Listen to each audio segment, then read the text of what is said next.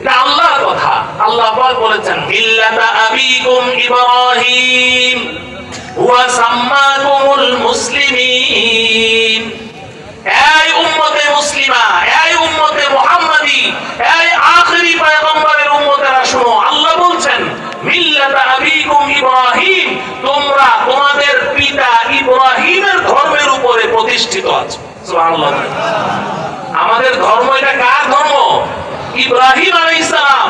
মিল্লাতা আবিকুম ইব্রাহিম, আল্লাহ বলছেন তোমাদের পিতা ইব্রাহিমের ধর্মের উপরে তোমরা আছো। শুধু এতটুকু বলে আল্লাহ ক্ষান্ত হননি, আল্লাহ বলছেন হুয়া সাম্মাকুমুল মুসলিমিন।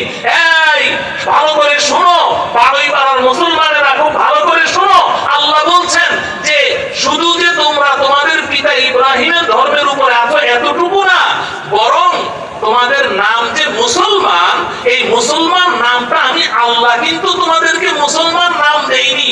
তোমাদের এই নাম যে মুসলমান, এই নামটি তোমাদের পিতা ইব্রাহিম তোমাদেরকে দিয়েছে।